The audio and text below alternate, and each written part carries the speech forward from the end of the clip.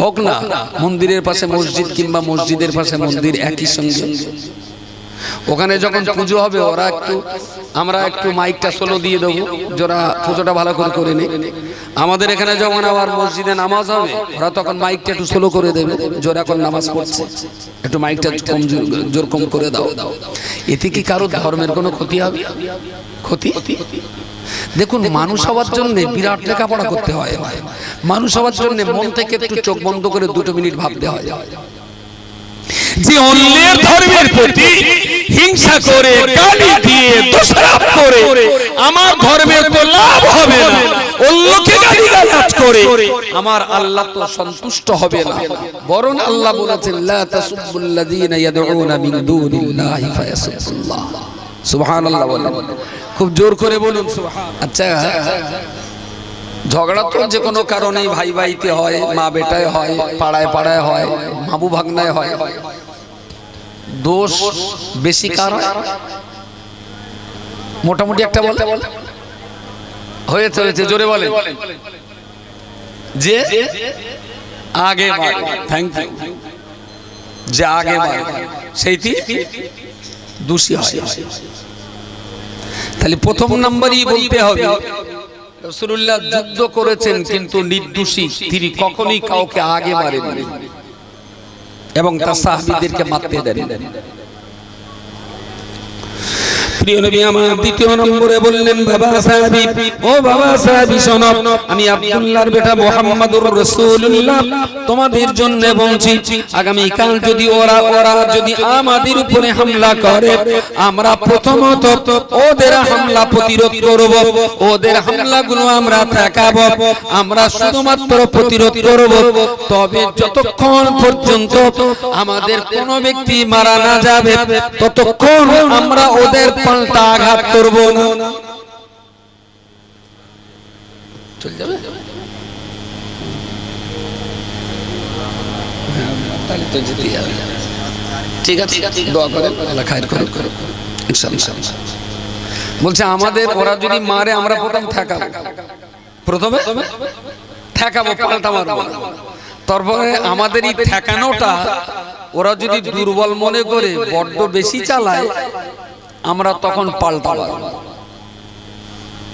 তাহলে নবীর কি সত্যি সত্যি মারামারি করার ইচ্ছা ছিল না? তাকে জোর করে না বানাবো। নবীকে তৃতীয় নম্বরে, নবী আমার তৃতীয় নম্বরে উনি ওনার সাহাবীদেরকে বললেন, ও বাবা সাহাবী শোনো শোনো, যুদ্ধ ময়দানে সত্যি যদি রক্তক্ষয়ী সংগ্রাম শুরু হয়ে যায়, ওরাও যদি আমাদের মারতেই থাকে আমরাও পাল্টা মারতে পারি। তবে একটা কথা তোমাদের বলে দেব, যুদ্ধ করতে করতে কখনো শত্রু পক্ষের কেউ যদি নিজেদের হাত দুটো যদি একবার তুলে দেয়, হাত যদি একবার উঁচু করে দেয়, কোনদিনের জন্য তোমরা ওই মানুষটাকে আর মারতে পারো না। হাত তোলা মানে সারেন্ডার, মানে আমরাও ওখানে একটা ইংরেজি ম্যান হয়ে গেছি।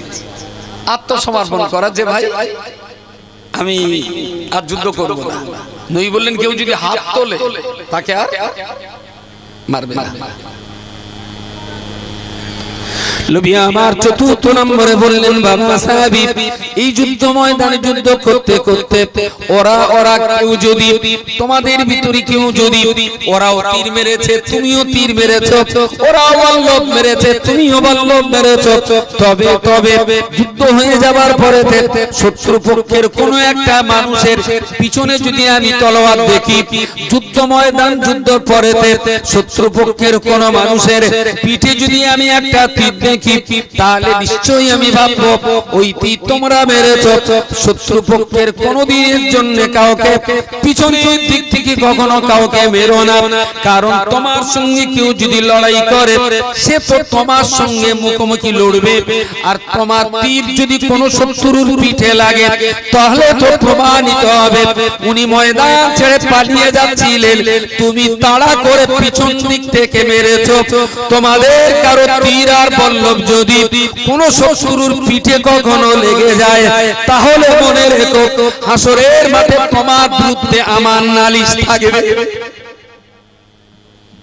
যে ময়দান থেকে পালাচ্ছে তুমি তাকে তাড়িয়ে মেরেছো, এই মার কখনো মারবে না। লড়াই যদি হয় মুখোমুখি হবে, তাড়িয়ে মারা হলো কাপুরুষের কাজ, কখনো এই কাজটা করবে না।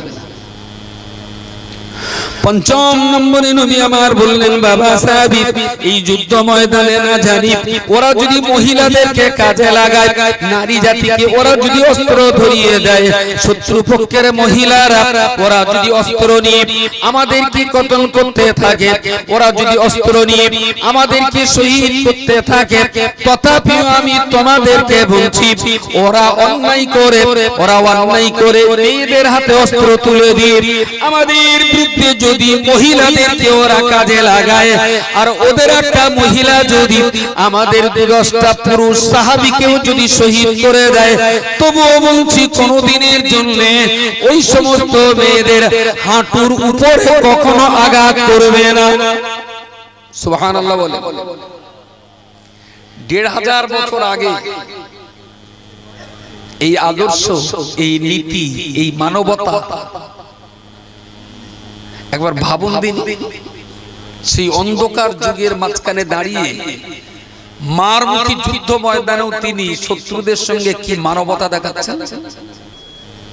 বলছেন মেয়েরা যদি তোমাদের মারে, তবুও তোমাদের বলছি মেয়েকে যদি মারতেই হয় হাঁটুর নিচে মারবে, হাঁটুর উপরে কোনো মহিলাকে আঘাত করবে না। অথচ মহিলারা যদি তোমাদের মাথা কুপিয়ে দেয়, তবুও কোনো মহিলাকে হাঁটুর উপরে মারতে পারবে না। তার মানে ওকে যদি পায়ে কুপিয়ে যদি বসিয়ে দেওয়া যায়, তাহলে মারির হাত থেকে বাঁচা গেল, কিন্তু ওকে প্রাণে মেরে ও বেঁচে থাকে। প্রিয় নবী মুহাম্মদুর রাসূলুল্লাহ সাল্লাল্লাহু আলাইহি ওয়াসাল্লাম 6 নম্বরে বললেন, বাবা সাহাবী শত্রুপক্ষ যদি এই যুদ্ধে নিষ্পাপ বেগুনা মাসুম নাবালক বাচ্চা ছেলেগুলোকে যদি ময়দানে নামিয়ে দেয়, ওরা যদি বাচ্চা ছেলেগুলোকে এই যুদ্ধ ময়দানে যদি নামিয়ে দেয়, আমি রাসূল বলছি নাবালক বাচ্চাগুলোকে যাদের এখনো জ্ঞান বিবেক বুদ্ধি পুরুষ্ট হয়নি, এমন নাবালক এমন অপরিণত বয়সের বাচ্চা দিগকে শত্রুরা যদি ময়দানে নামিয়ে দেয়, আর ওরা যদি আমাদের মারতেও থাকে, তথাপিও তোমাদেরকে বারণ করে দিলাম শত্রুপক্ষের নাবালক সৈন্যগুলোকে তোমরা ধরে ফেলবে, বেঁধে রেখে দেবে। খবরদার খবরদার, নাবালক শত্রুর গায়ের একটা পশম ক্ষতি করবে না। জোরে বলুন সুবহানাল্লাহ। ওরা বাচ্চা মানুষ, ওরা অবুঝ, ওদেরকে ভুল বুঝিয়ে ময়দানে এনেছে। ওরা যদি আমাদের 2-10টা মেরেও ফেলে, তবুও যেন ওদের গায়ের একটা পশম ক্ষতি করো না। তাড়িয়ে ধরে হাতে দড়ি দিয়ে বেঁধে বসিয়ে রেখে দিয়ে মেরে ফেলে। আচ্ছা, এই জাতিটা কখনো ঝগড়াটে জাতি হতে পারে? এই ধর্ম কখনো সন্ত্রাসী হতে পারে? এই দিন কখনো হিংসার দিন হতে পারে? খুবই দুর্ভাগ্য, খুবই দুর্ভাগ্য আমার। সেই দিন সেই ইসলামকে আজ কলঙ্কিত করবার অপচেষ্টা চলছে গোটা দুনিয়া, তামাম দুনিয়া।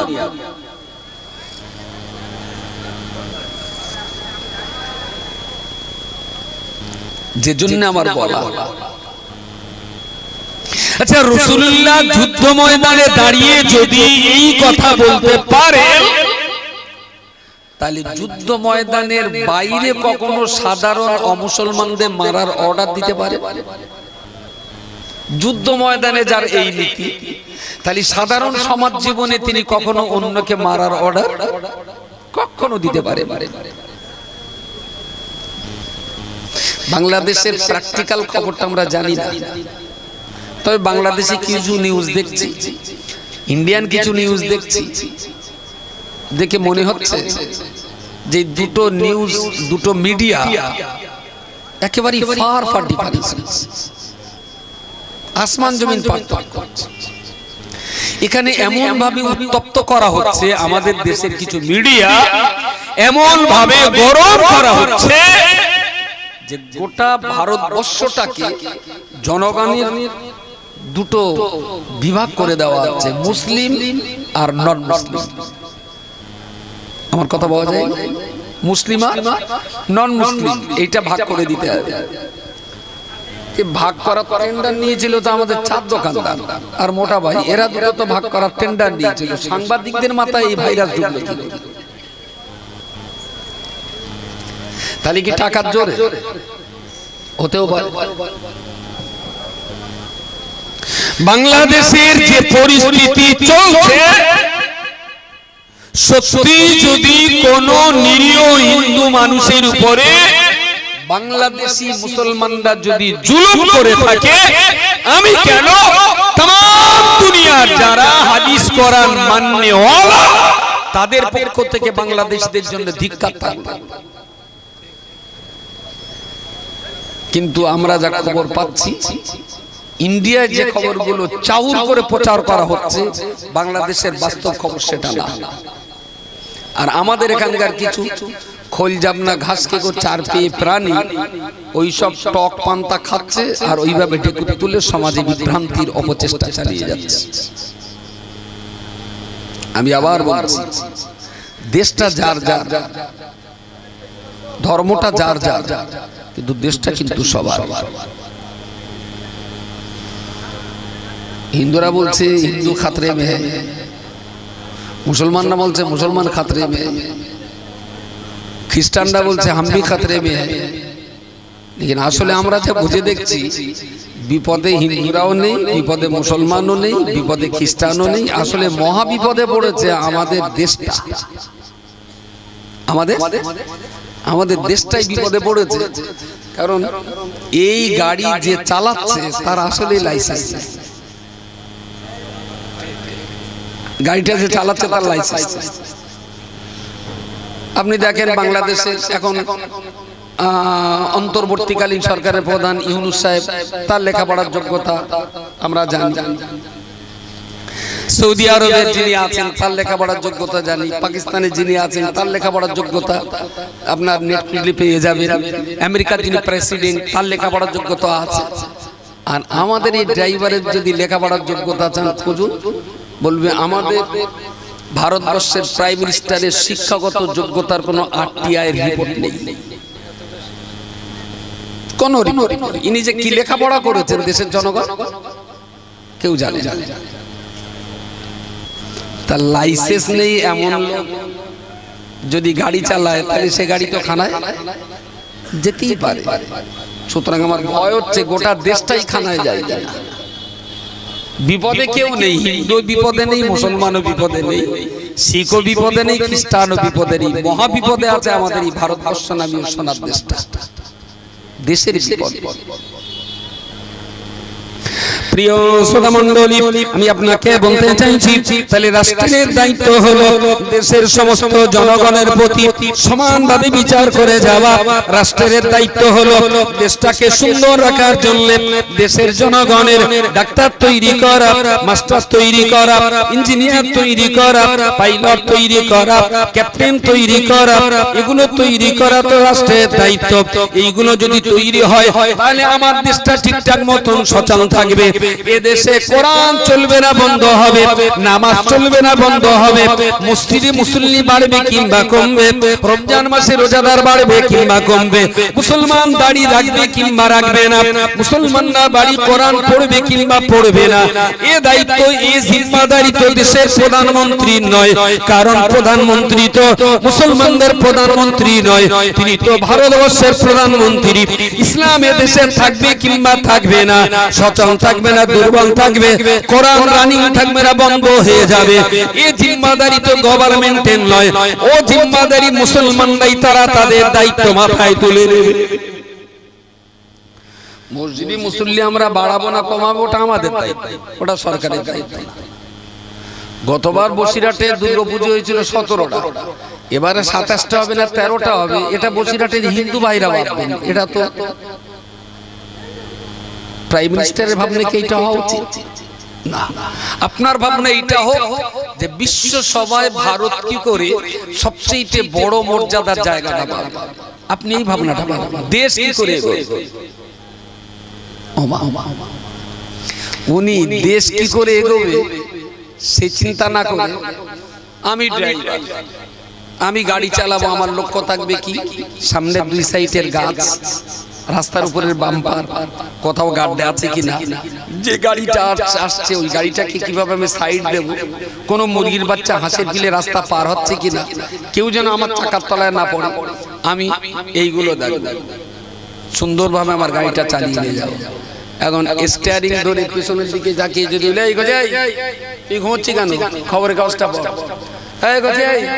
তোরা দুটো পাশাপাশি বসে রয়েছিস কেন বেগার, এর পাশে একটা চিমটি কাট। আচ্ছা, ড্রাইভার যদি ঘাড় ঘুরিয়ে বারবার প্যাসেঞ্জারদের ভিতরে ঝগড়া বেঁধিয়ে দেওয়ার চেষ্টা করে, তাহলে গাড়িটা কোথায় যাবে? আঙ্গা ড্রাইভারের দায়িত্ব শুধু একটাই, যে প্যাসেঞ্জার গুলো দুটো ভাগে ভাগ করে দাও, মুসলিম আর নন মুসলিম, তাই না? লজ্জার পানি যদি পেটে থাকতো তাহলে গঙ্গা জলে স্নান করে একটু পবিত্র হওয়ার চেষ্টা করতেন। যে বাবরি মসজিদ নিয়ে দেশের কত রক্ত, কত প্রাণ, কত অর্থ আর কত সম্পদ চলে গেল। দেশের 80% হিন্দু সমাজকে বিরাট ভাবে লাভ দেখিয়ে বাবরি মসজিদ ভেঙে রাম মন্দির তৈরি করা হলো। সেই রাম মন্দির যেখানে তৈরি হলো, ফৈজাবাদের সেই সিটটায় বিজেপি কিন্তু গো হারায় গেছে। বুঝতে পারেননি? অযোধ্যা বাবরি মসজিদ যেখানে ছিল সেই জায়গাতে এখন রাম মন্দির, সেই জায়গার হিন্দুরা আচ্ছা কায়দা করে মুখে ঝামা ঘষে দিচ্ছে। তাহলে আপনাদের কিন্তু ভীত হওয়ার জায়গা নেই। সবাই যে চার দোকানদারের খরিদ্দার সেটাও কিন্তু ঠিক না। ফৈজাবাদের আসনে বিজেপিকে তো মুসলমানরা হারাতে যায়, কারা হারিয়েছে বিজেপিকে?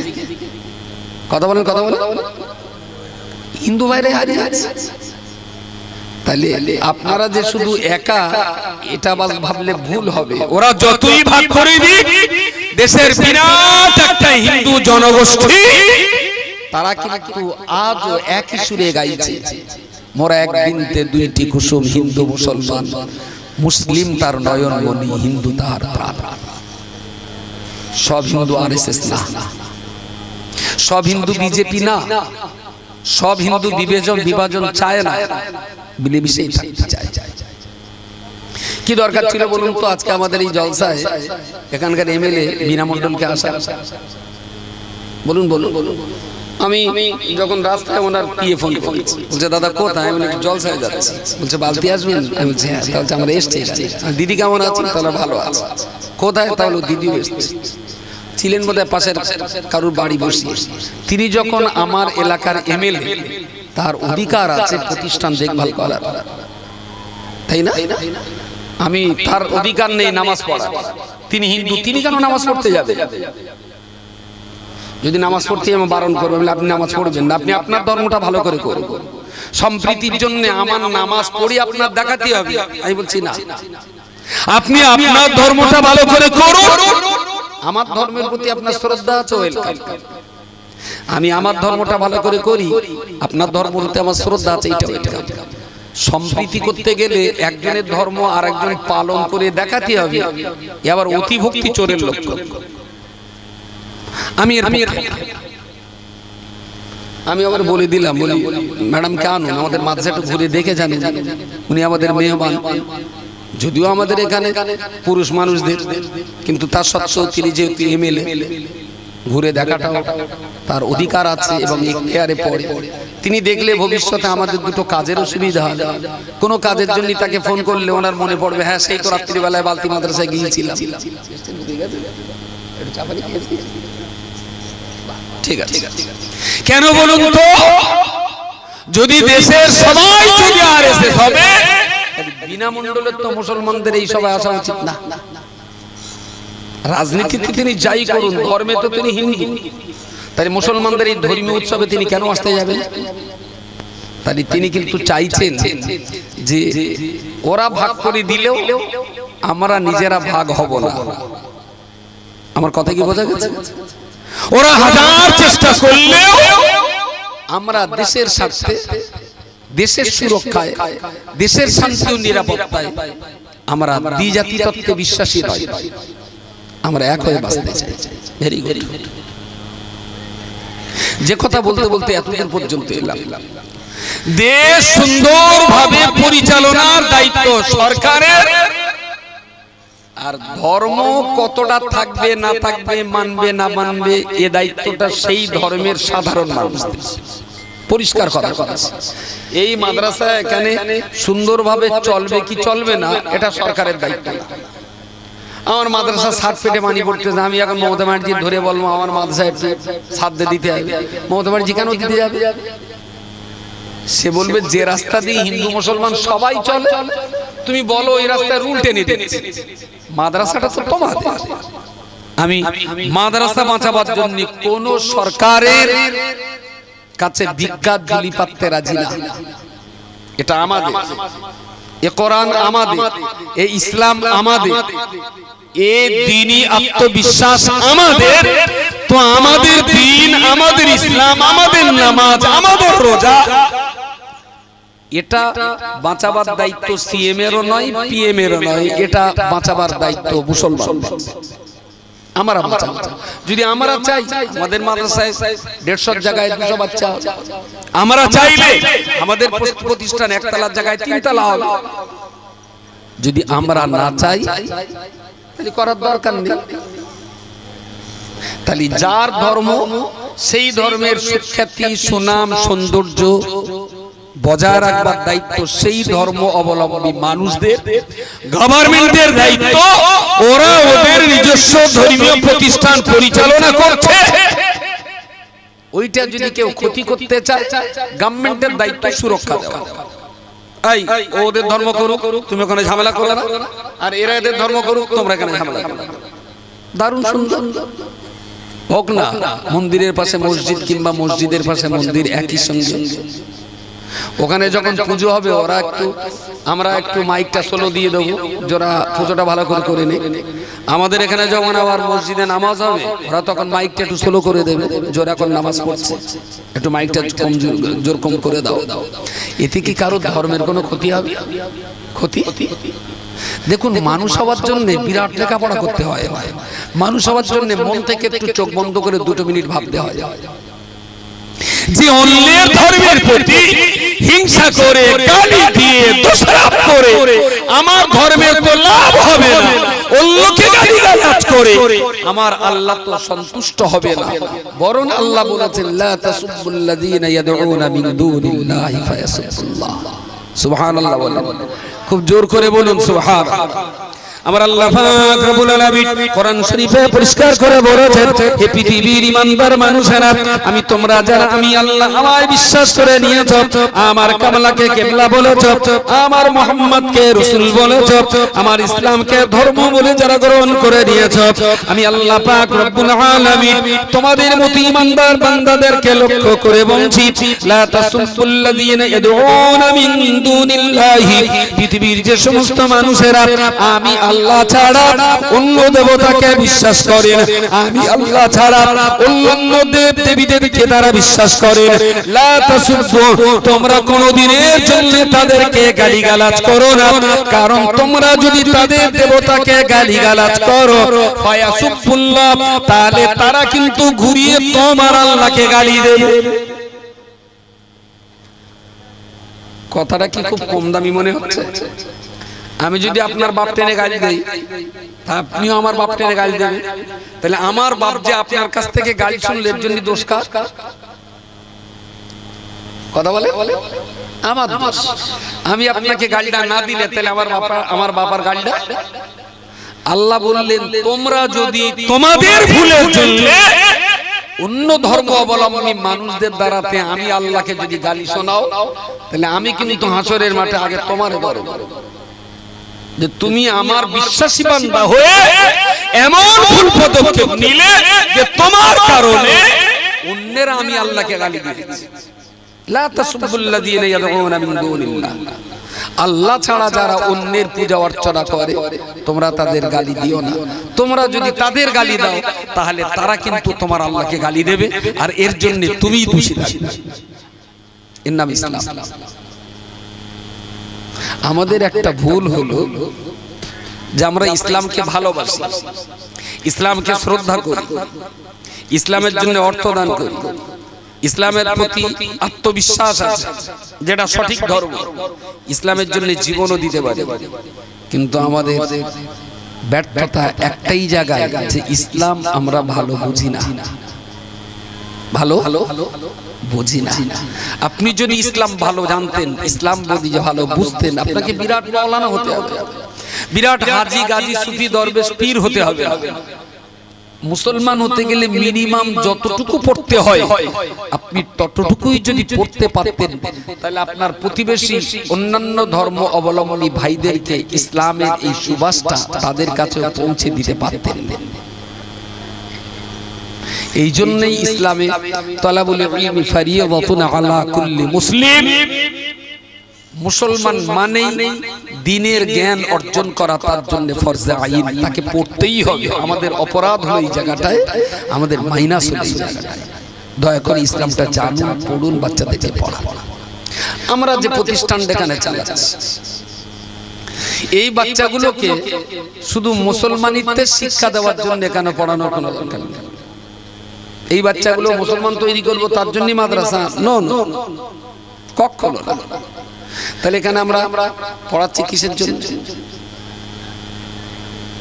আল্লাহ পাকের নবী, আল্লাহ পাকের একজন নবী, আল্লাহ পাকের নবী সম্ভবত ইব্রাহিম খলিলুল্লাহ আল্লাহর কাছে দুহা তুলে দোয়া করলেন, রব্বানা হাব লানা মিন আজওয়াজিনা ওয়া যুররিয়াতিনা ওয়া কুররাত আয়ুনিন ওয়াজআলনা লিল মুত্তাকিনা ইমামা।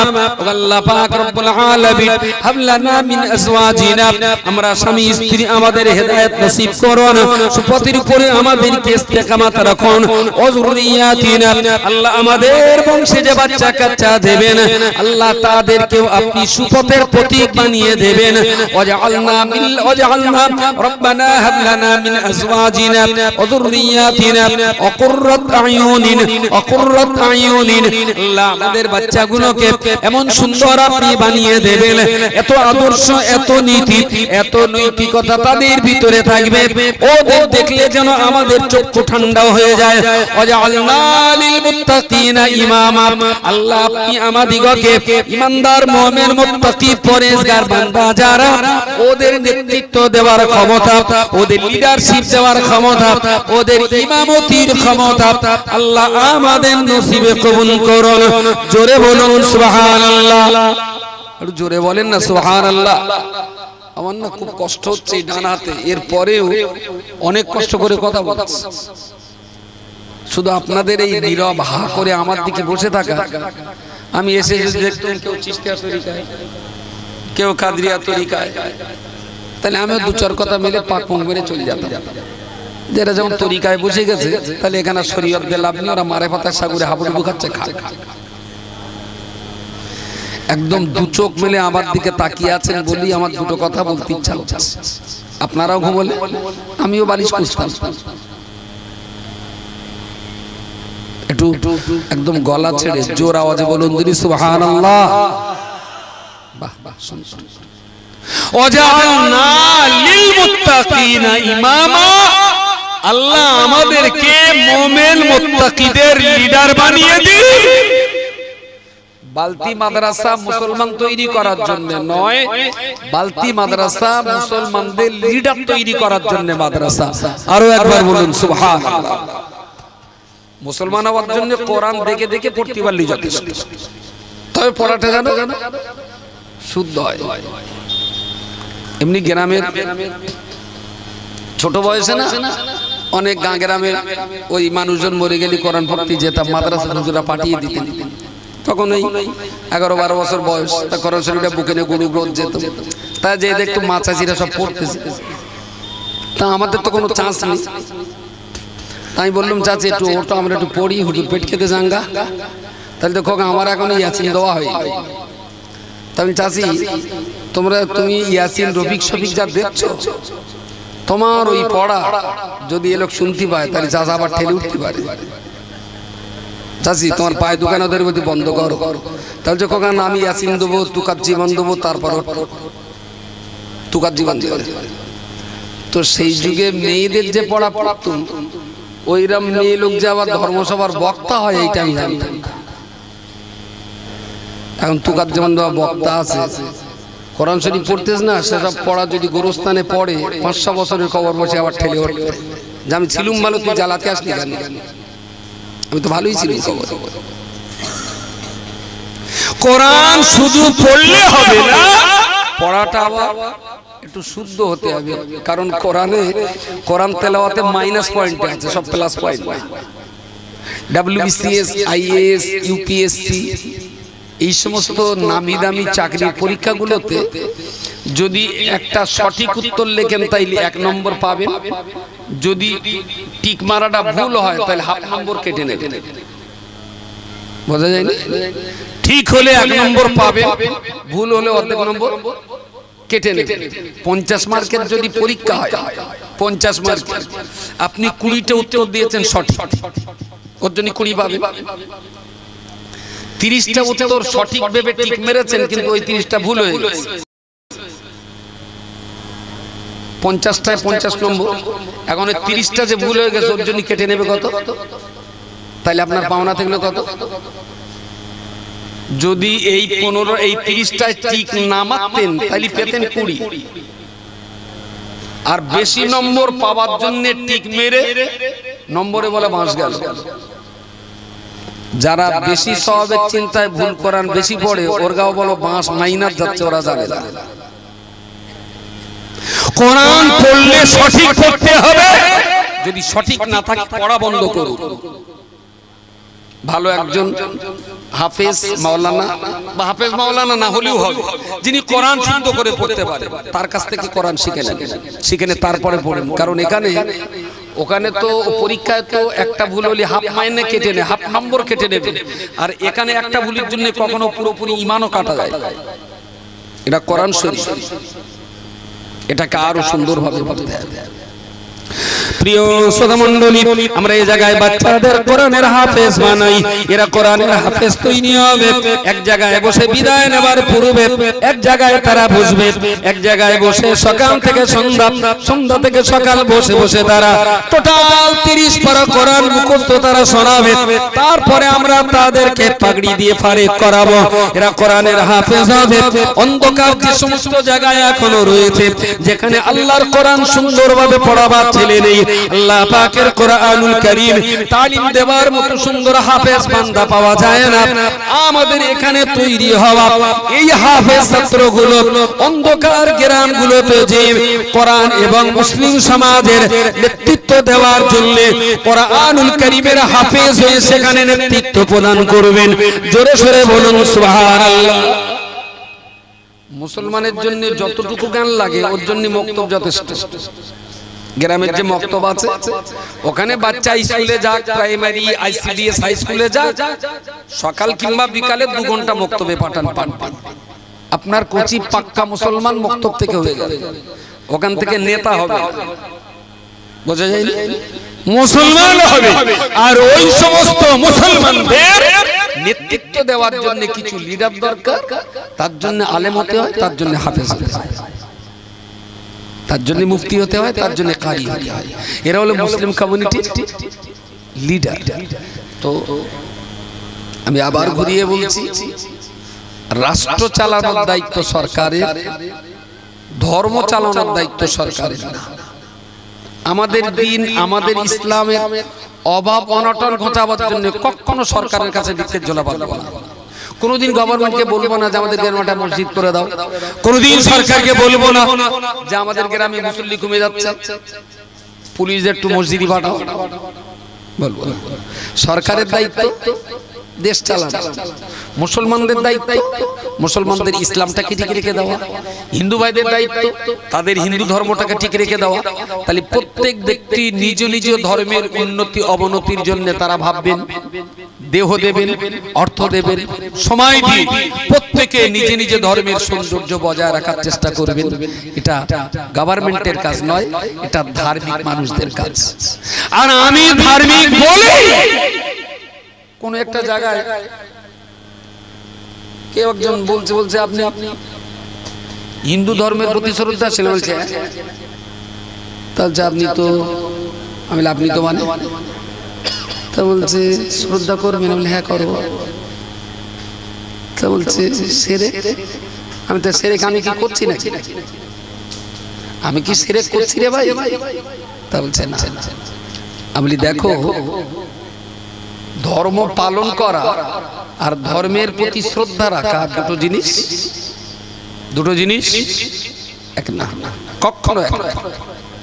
প্রত্যেকেই নিজ নিজ ধর্মের যত্নবান থাকো, অন্য ধর্মের প্রতি শ্রদ্ধাশীল থাকো, দেখবেন দেশটা সুন্দর চল। পরের ধর্মকে ঘৃণা করে আমার ইসলামের কি কোনো লাভ হবে? কথা বলে, কোরআনের কি কোথাও বলা আছে জন্য ধর্মের গালি দিলে তুমি হজের সওয়াব পাবা? বরঞ্চ গালিগালাজ করতে আল্লাহ নিষেধ করেছে, অন্যকে গালিগালাজ করেছে।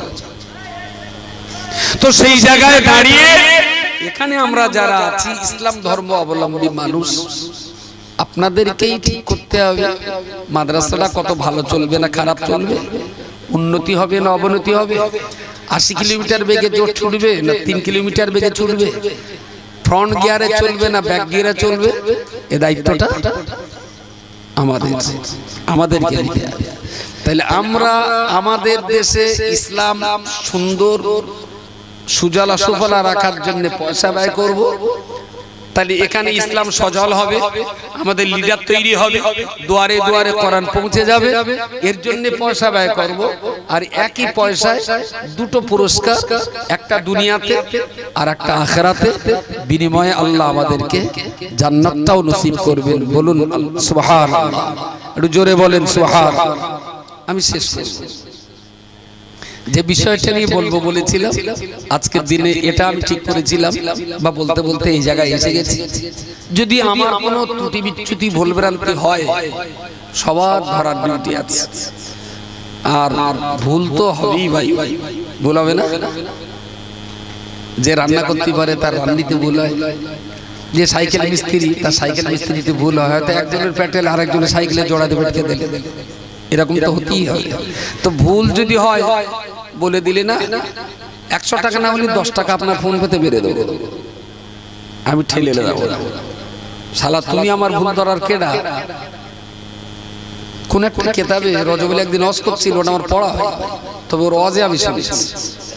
কোন একজন কেতাবের লেখকের নাম করে রজব আলী সাহেব বলছিলেন যে আমি জানি না, আমি জানি না। এইটা হলো, এই বাক্যটা হলো ইলমের অর্ধেকটা, ইলমের অর্ধেকটা। যারা সত্যিকারের লেখাপড়া জানে তারা এটাও জানে যে সে কত কম জানে। যারা লেখাপড়া জানে সে এটাও জানে যে ও কত কম জানে। আর যারা লেখাপড়া জানে না সেই জানে সারা পৃথিবীতে আমার চাইতে মহাজ্ঞানী আর কেউ নেই। সুতরাং আমার ভুল ধরার কেউ নেই। যারা শিক্ষিত মানুষ তারা সবাই জানে ভুল হওয়াটা খুব স্বাভাবিক, হতেই পারে। আর অশিক্ষিতর ভুল ধরবেন, দেখবেন কাঁধ বেঁধে ওইভাবে ঠেলে যাবে, ওইভাবে ঠেলে যাবে। এই জন্য শিক্ষিত মানুষ মাত্রই তিনি জানেন যে আমি খুব কম জানি। অশিক্ষিত মানুষ মাত্রই মনে করেন আমার মতন মহাজ্ঞানী পৃথিবীতে আর দ্বিতীয় নেই। সমস্যাটা এই জায়গায়। যাক যাক একদম শেষ প্রান্তে বাচ্চারা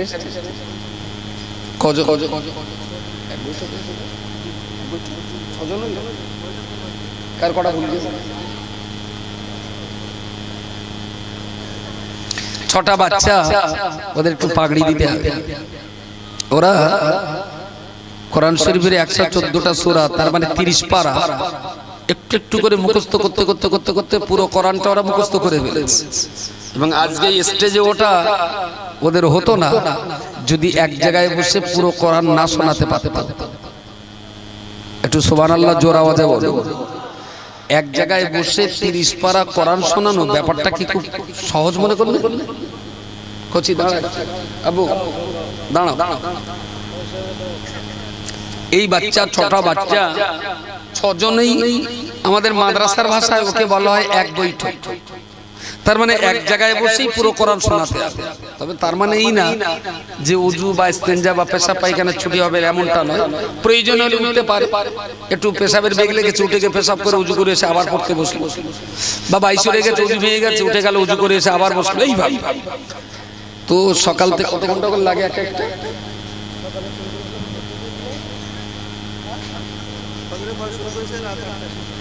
ফজর বাদ শুরু আর রাত 8টায় শেষ। মাঝখানে নিশ্চিত 3-4 ওয়াক্ত নামাজ আছে, 1-2 বার পেশাব আছে, সেই সঙ্গে খাওয়াটাও আছে। তাহলে সকাল থেকে রাত 8টা পর্যন্ত এই কাজগুলোর বাদ দিয়ে বাকি টাইমটা শুধু কোরআন পড়েই গেছে। তবে এটা গ্যারান্টি, এরা কেউ একটাও বলো পুরো নির্ভুল পড়তে পারি। লোকমা ওর মাঝখানে পড়তে হয়। লোকমা বলে নাকি? লোকমা বলে তো ভুল কিন্তু এদের সবার হয়েছে। কড়া বললিস তোমার মিথ্যে কথা কড়া। কি নাম? আব্দুস সামাদ। কোথায় বাড়ি? আসাম। আসাম। আসাম হলে তো পাগল না। আসামের কোন জেলা? করিমগঞ্জ। ওকে। ওর বাড়ি আসাম। কড়া ভুল গেছে পুরো কোরআনে? 3টে। তারপর রায়ান সর্দার। কি নাম? রায়ান সর্দার। বাপের নাম? গোপর সর্দার। মার নাম? সাবিনা সর্দার। কোন গ্রামে? নির্মাণ। বেশ, আলহামদুলিল্লাহ। কোরআন শরীফ আজকে এক বৈঠক শোনাতে যে কটা ভুল গেছে? 5টা। বেশ, থ্যাংক ইউ সো মাচ। তারপর ডান্দারে যে কটা বলতে হচ্ছে কটা মুখস্থ বলে যাও। মুজাহিদুর রহমান, পিতার নাম আব্দুল আলিম মন্ডল, মাতার নাম মারুফা বিবি, রাজবল্লভপুর। ও, রাজবল্লভপুর। মাশাআল্লাহ। বলো, তুমি কোরআন শুনিয়েছো, তোমার কটা ভুল গেছে? একটা। তারপর নূর আমিন শেখ, বল। পিতা আনারুল শেখ, মাতা রোজিনা বিবি, গ্রাম নির্মাণ। কটা ভুল গেছে? একটা। বাহ। তারপর ইউসুফ বৈদ্য, পিতার নাম আব্দুল আলিম বৈদ্য, গ্রাম বিথারি। তোর আম্মানি নাকি? রেনা বিবি, গ্রাম বিথারি। বাহ। কটা ভুল গেছে? 4টে। তারপর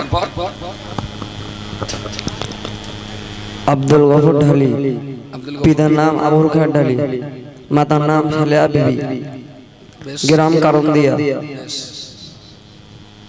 দাদুর নাম কি? আমাদের ঢালি। আচ্ছা, বেশ। এই কোরআন শোনাতে যে কটা ভুল গেছে? 5টা। আচ্ছা, আমি যে গ্যারান্টি দিয়ে বলবো, যে গ্যারান্টি ওরা কেউ নির্ভুল পড়তে পারেনি, একটা দাগ ভুল ওদের হতেই হবে। ও যখন একটাই নেমেছে তখন আমার 1.5 টাকা মাস থেকে শুরু হয়ে গেছে। বুঝতে পারিনি, আমার কথা বলে আর বাস পড়লো বোধ হয় আমার। তাহলে পুরো কোরআন মুখস্থ পড়বে, কিন্তু ভুল যে একটা হবে না তার কোনো। যে বাচ্চাটা একটা ভুল করেছে, ওরে যদি 2 দিন পর পড়তে দেওয়া হয়, ও হয়তো 10টা ভুল করবে। যে বাচ্চাটা আজকে 10টা ভুল করেছে, ওকে 3 দিন পরে পড়তে দিলে হয়তো আবার একটা ভুল করবে, কিন্তু ভুল এক জায়গায় হতেই হবে। এটা খুব স্বাভাবিক, ভুল হওয়াটা খুবই স্বাভাবিক। এখানে আমরা যা আছি মাশাআল্লাহ, বেশ চালাক চতুর বুদ্ধি বানাচ্ছে। আজ কি বার? আজকে শুক্রবার, রাত 11টা 18, তাহলে এখনো শনিবার পড়িনি। শুক্রবার, তার আগের দিন ছিল বৃহস্পতিবার, তার আগের দিন ছিল বুধবার। আচ্ছা, বুধবারের দিন দুপুরবেলা কি তরকারি দিয়ে ভাত খেয়েছেন কেন বললেন? বুধবারে দুপুরবেলা মনে নেই?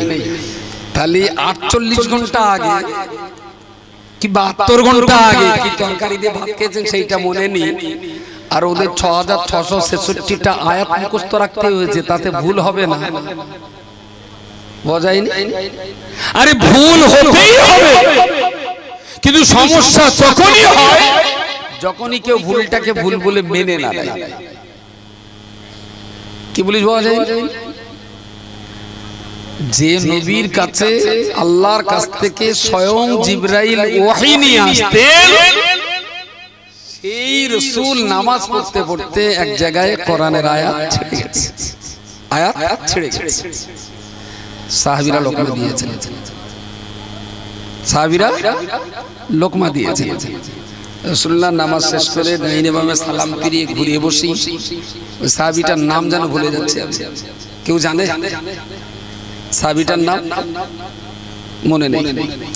তো ওই সাহাবীটার নাম ধরে নবী বলছেন যে আমার অমুক সাহাবী, তুমি কি আজকে জামাতে আছো? সে সাহাবী বলছেন জি ইয়া রাসূলুল্লাহ, লাব্বাইকা ওয়া সাদাইকা, আমি আজ হাজির আছি। তাহলে আমিও ভাবছিলাম যে আমার নামাজে তুমি ছাড়া লোকমা দেওয়ার মতন দ্বিতীয় লোক নাই। সুবহানাল্লাহ, সুবহানাল্লাহ। বললেন খবরদার, আগামীতে যদি এমন দেখো আবার লোকমা দেবে। আবার ঘুরেই যদি রাসূলুল্লাহ হাতা গুটি ওর কান ধরে সেটি একটা চড়বে, রে এই শালা, আমি নবী আর তুই উম্মত, আমার মারার অধিকার তোর কে দেবে? ইসলাম আসতো এতদিন একটু একটু টুকছো না, একটু একটু টুকছো না, শালা গ্লাসে ছেড়ে দিলে হাবুডুবু খায়। তার ভঙ্গি দেখলি মনে হবে যেন ওদের কাছে জিবরাইল আসে। ভুল ওর গা হতেই পারে না, কোনো মতেই হতে পারে।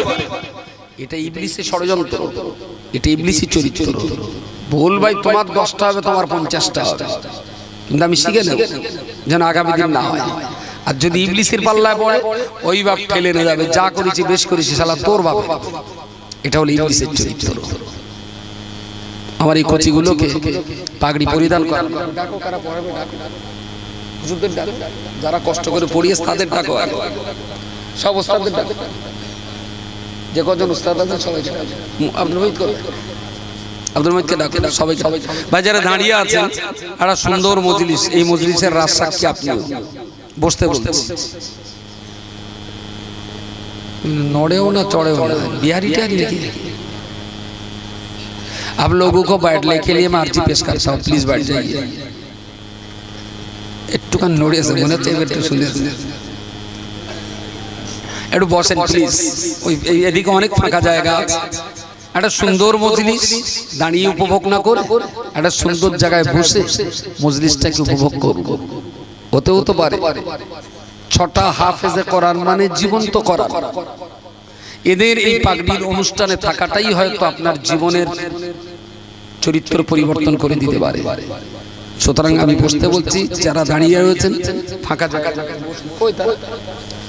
এই 6টা বাচ্চা আমরা যে পাগড়ি পরিধানটা করাবো, এটা হলো শুধুমাত্র একটা কি বলা যেতে পারে প্রতীকী সম্মান প্রদান, প্রতীকী সম্মান প্রদান। এটা প্রকৃত অর্থে সম্মান না, এটা হলো প্রতীকী একটা সম্মান। আর এদের যেটা আসল পাওনা সম্মান,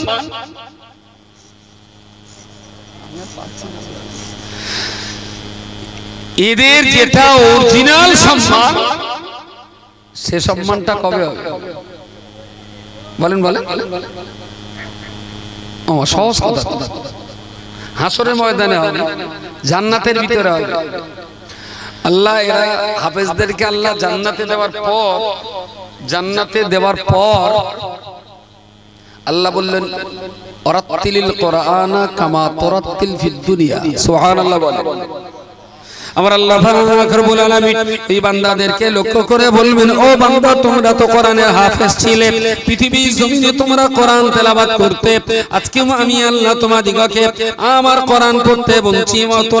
ওয়ারাত্তিলিল কুরআন, কোরআন তোমরা পড়তে থাকো কামা তুরাত্তিল ফিদ দুনিয়া, দুনিয়াতে যেমন ভাবে তোমরা কোরআন পড়তে, আজ জান্নাতের ভিতরেও তোমরা আমার কালাম পড়ে শোনাও। হাফেজ বান্দারা যে যার জায়গায় দাঁড়িয়ে আল্লাহ পাকের কোরআন পড়া শুরু করে দেবে। আল্লাহ পাক ওই বান্দাদেরকে বলবেন, না রে বান্দা, না না না না, আমি আল্লাহ তোমাদের ওইভাবে পড়তে বলিনি। কোরআনুল কারীমের একটা আয়াত তুমি পড়বে, বিসমিল্লাহির রহমানির রহিম, জান্নাতের একটা সিঁড়িতে তুমি উপরে উঠে যাবে। দ্বিতীয় আয়াত তুমি পড়বে, আলহামদুলিল্লাহি রাব্বিল আলামিন, 2 নম্বর সিঁড়ির ধাপে তুমি উঠে যাবে। আর রহমানির রহিম, তৃতীয় আয়াত পড়বে, তৃতীয় ধাপে চলে যাবে।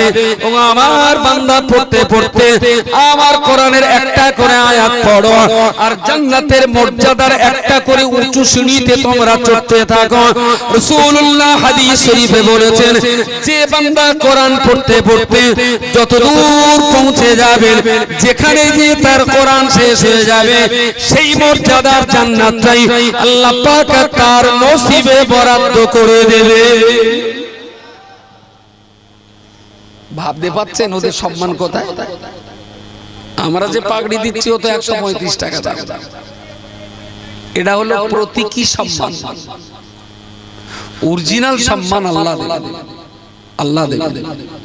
আল্লাহ যেন আমাদের এই 6টা কচিরে জান্নাতের ভিতরে উপযুক্ত সম্মানে ভূষিত করেন। বলুন আল্লাহুম্মা আমিন, জোরে বলেন আল্লাহুম্মা আমিন। কোরআনের হাফেজ হয়েছে মানে ইবলিসকে ওদের ছেড়ে দেবে বলে মনে হয়? আপনার জন্য যদি 5 মিনিট দেয়, এর জন্য 5 ঘন্টা দেবে। আপনারে ক্ষতি করলে হয়তো নামাজ পড়তে যাচ্ছেন, টেনে নিয়ে গেল তাসের দিকে, তার মানে 1 ওয়াক্ত নামাজ গেল।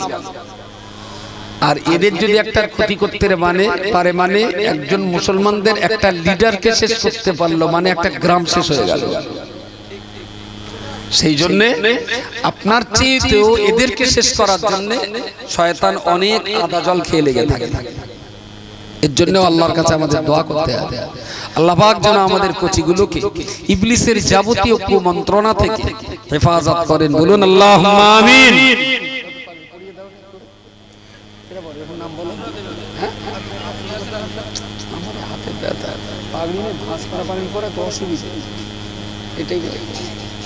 এইভাবে গুছিয়ে দাও, তাহলে পাগড়ি পরে এইভাবে। আচ্ছা, আমি তো হাফেজ না, হাফেজের মাথায় পাগড়ি পরানো আমার কি উচিত বলেন? যে যে জগতের মানুষ তার সেই জগতে পুরস্কার দিতে বললে ভালো লাগে।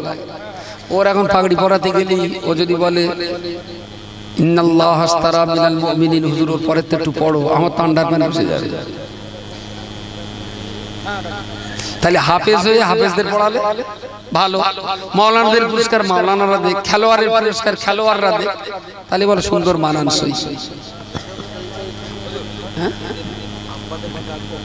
একটু ডাকো, ওর বাপেদের তো গুরুত্ব কম না, ডাকো বাপ করার ডাক। যাদের আজকের পাগড়ি পরানো হবে, আমি সেই সকল হাফেজ সাহেবের গার্জিয়ান, বিশেষ করে আব্বারা যদি কেউ থাকেন, তাদেরকে আমি একটু স্টেজে ডাকছি। হুজুরও আসতে বলেছেন। হাফেজ মোহাম্মদ মুজাহিদুর রহমান, পিতা আব্দুল আলিম, গ্রাম রাজবল্লভপুর, থানা হাবড়া, জেলা উত্তর 24 পরগনা।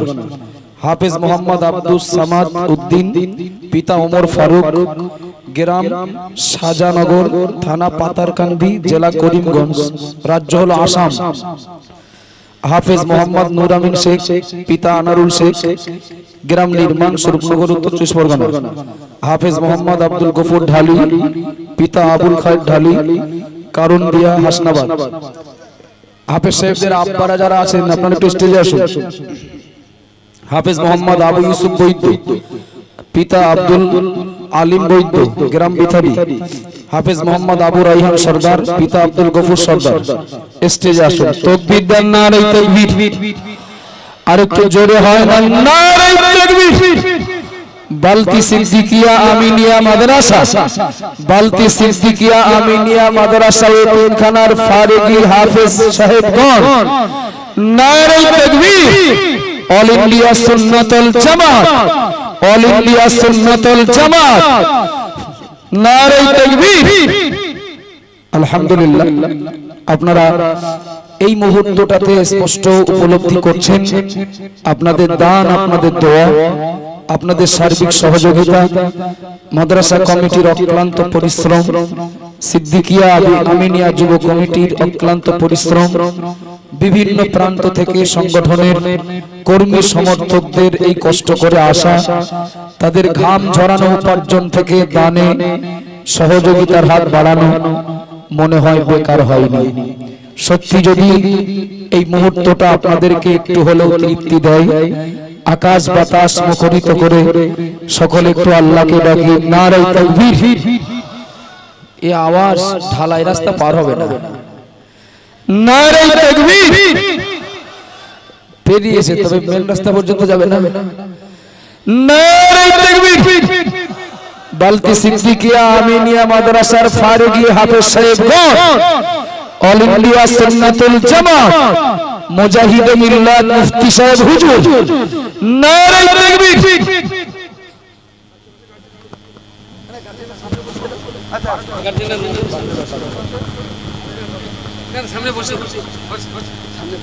বাচ্চাদের সামনে গার্জিয়ানরা বসে, সামনে আসেন।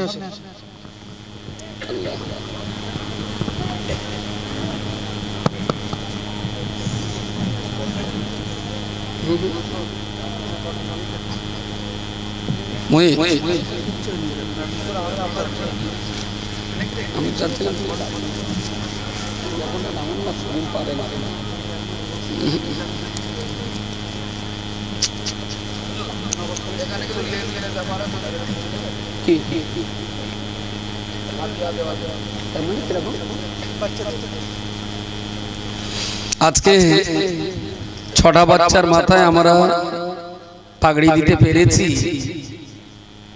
ধোঁকা নয়, প্রতারণা নয়, দস্তুর মতো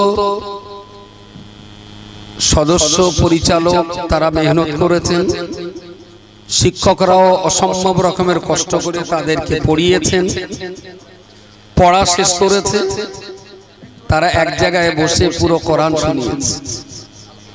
আমার কাছে খবর আছে এমনও অনেক মাদ্রাসা আছে, মাদ্রাসা চলে না ভালো, কোথায় আসাম, কোথায় ত্রিপুরা, অন্য জেলা থেকে বাচ্চা ভাড়া করে এনে পাগড়ি দিয়ে ছেড়ে দেওয়া হয় পাবলিক ভাবে, যেদের মাদ্রাসায় বিরাট কাজ হচ্ছে।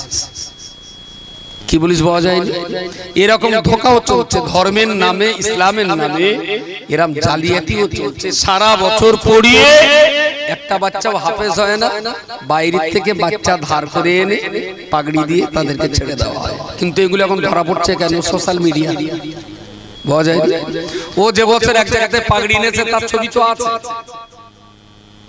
সেখানেও হাফেজ হলে পাগড়ি আবার একটা নিচ্ছে, তখন সোশ্যাল মিডিয়া ধরা পড়ে যাচ্ছে। এটা আল্লাহর শুকরিয়া আদায় করছি, এই 7টা বাচ্চা 6টা বাচ্চা এরা হাফেজ হয়েছে, বাকায়দা এক খতম একেবারেই এক বৈঠকে পুরো কোরআন শুনিয়েছে। এটা আমাদের জন্য অত্যন্ত আনন্দের কথা। বালতি মাদ্রাসার পরিচালক সমিতি, যুব কমিটি, সবচেয়ে আমি বেশি বলবো শিক্ষক মন্ডলী যারা, তাদের একেবারেই পাহারা যদি ঠিকঠাক না থাকতো তাহলে কিন্তু ডিম ঘোলা পড়ে যেত। ধাড়ি মুরগি, এদিকে বলে ধাড়ি নাকি ভেড়ি, ধাড়ি মুরগি, ডিমের পেলা ওটা না ওটা অনেকটাই নির্ভর করে ধাড়ি মুরগিটার উপরে। বাচ্চাদের সাধনার আমি অস্বীকার করব না, তবে তার চাইতে অনেক বেশি কঠিন লক্ষ্য রাখতে হয় শিক্ষকদের, তবেই বাচ্চাগুলো তিলে তিলে গড়ে উঠতে পারে। শিক্ষক, ছাত্র, পরিচালন সমিতি, যুব কমিটি, দাতা, আল্লাহ সবাইকে যেন কবুল করেন। বলুন আল্লাহুম্মা আমিন। নারে তাকবীর।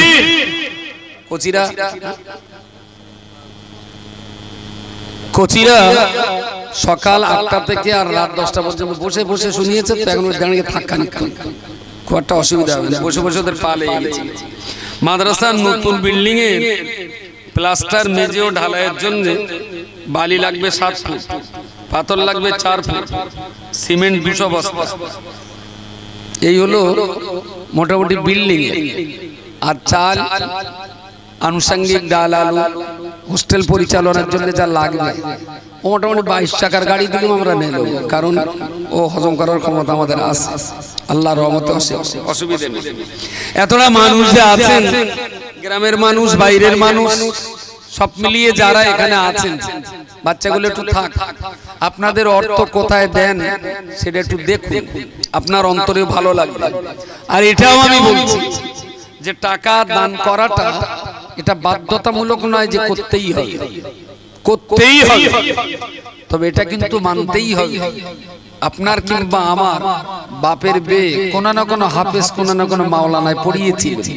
যদি দেশে হাফেজ মাওলানা না থাকতো তাহলে আমার বলো বেজন্ম হয়েই জন্ম নিতে হতো।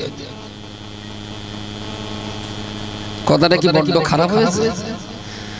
মাওলানারা বিয়ে পড়ায় বলেই স্বামী স্ত্রীর বিবাহটা শুদ্ধ হয়, বাচ্চা কাচ্চাগুলো হালাল জাদা হয়। তো সেই আলেম হাফেজ পৃথিবীতে থাকলে তো ইসলাম থাকবে, না থাকলে ইসলাম থাকবে না। সুতরাং আপনার অর্থ এখানে যে দিতেই হবে, আপনি যে ইলমের উপকার ভোগ করছেন সেই ইলমটাকে বাঁচিয়ে রাখার জিম্মাদারি আপনারও আছে।